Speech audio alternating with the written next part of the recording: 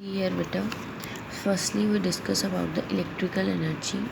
So electrical energy को study करने से पहले हमें ये पता होना चाहिए कि हमने प्रीवियस क्लासेस में पढ़ा है कि एनर्जी की नंबर ऑफ टाइप्स होती हैं, लाइक द मैकेनिकल एनर्जी या फिर electrical energy, sound energy and so on. It's all are based on the law of conservation of energy. So let us we talk about the electrical energy. So electrical energy किसके equal होगी? हमें इतना पता है कि work and energy both are same. So we can calculate as a W. So according to the potential difference, the work upon charge, it means कि if we want to find the work means energy, that means W is equal to potential difference into charge. और charge किसके equal होता है? Current into time. तो यहाँ पे अगर हम पुट करें उस इक्वेशन को I इंटू टी, तो मेरे पास एनर्जी कैलकुलेट करने का फॉर्मूला क्या आता है? WVI इंटू टी, potential difference, current and time. So next we discuss about related to the Ohm's law. Ohm's law क्या होता है? V is equal to IR.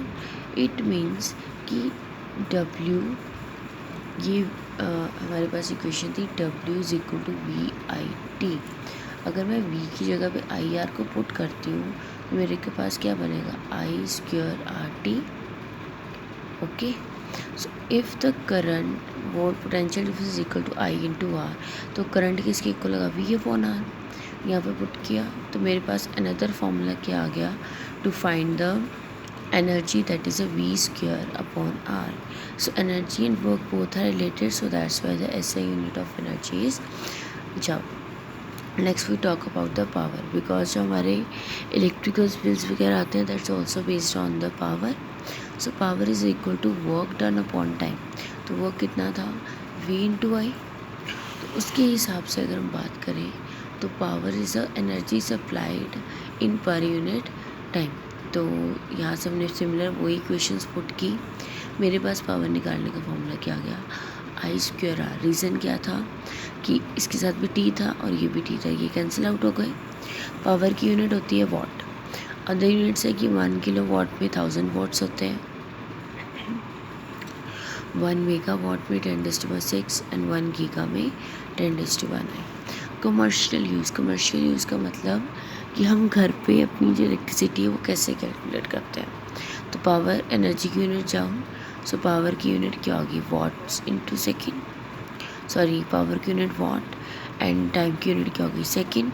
तो हमने भी फॉर्मूला ड्राइव किया था कि अगर power is equal to work done upon time है तो एनर्जी किसके इक्वल होगी? Power into time. मतलब जितनी हम लोग एनर्जी यूज़ कर रहे हैं in the per unit time.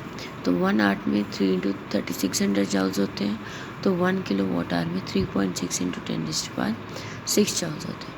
और 1 किलो वाट आवर को 1 यूनिट के साथ कैलकुलेट किया जाता है. ठीक है. Generally the electrical appliances such as electric bulb, geyser, heater and for example कि एन इलेक्ट्रिक बल्ब उसकी इलेक्ट्रिक बल्ब की रेटेड 100 वाट्स होती है. ठीक है. इट मीन्स दैट कि जो बल्ब लाइट अप हो रहा है, मतलब कि जो हमारी सप्लाई है वो 220 है, उसको हम किस वे से यूज़ करें that's dependent on us. So rating जो है it's depend on the resistance of its filament जिसको हम यूज़ कर रहे हैं. सेफ लिमिट्स कितनी है, कितना करंट जो है वो अप्लायंसेस उसके भी आप पे वर्क कर सकता है. तो हमारे पास फॉर्मूला क्या आ जाता है? That is the I is equal to P upon V, safe current निकालने का. ठीक है.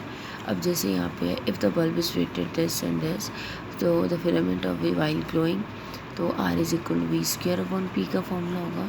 वहाँ से हमें पता लग जाएगा कि कितनी रेजिस्टेंस हमारी जो है वो यूज़ हो रही है. और अगर आपसे सेफ करंट पूछा है तो P upon V that is 100 upon 220, that's 0.5 ampere, जिसकी से हम फ्यूज़ वगैरह की बात करते हैं. तो हर एक सब्सटेंस का, हर एक सब्सटेंस की अपनी पावर कंजप्शन है, हर एक का अपना पोटेंशियल डिफरेंस है. तो हाउस होल्ड कंजप्शन की इलेक्ट्रिकल एनर्जी की बात की जाए तो ये मैंने आपको पहले भी बता दिया कि 1 किलोवाट आवर 1 यूनिट के इक्वल कैलकुलेट किया जाता है। यहाँ से हम लोग number of units find out कर लेते हैं और जितनी नंबर ऑफ़ यूनिट्स आई, जैसे सपोज टू बी आपको एग्जांपल के वे में समझाना चाहूँ तो ये देखो, यहाँ पर उन्होंने बोला कि इलेक्ट्रिकल ओवन इतनी पावर कंज्यूम करे 2 आवर्स में। इलेक्ट्रिकल एनर्जी और उसके बाद बोला कि जो कंज्यूम हो रही है per day it will be the 2 hours, मतलब कि 2 आवर्स में जो यूज़ हो रहा है 3 वाट की है तो कितनी यूज़ हुई 6 वाट है।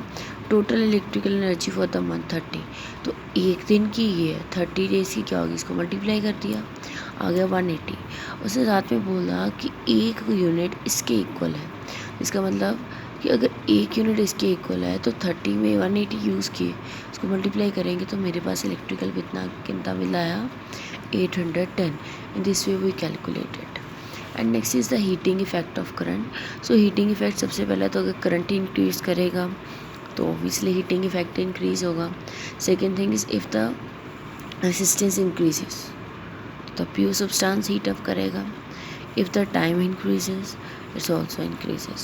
It means by combining these equations, heat is equal to I square RT. So this is the explanation of your part 8C, and if you have any query regarding that, so you can tell me.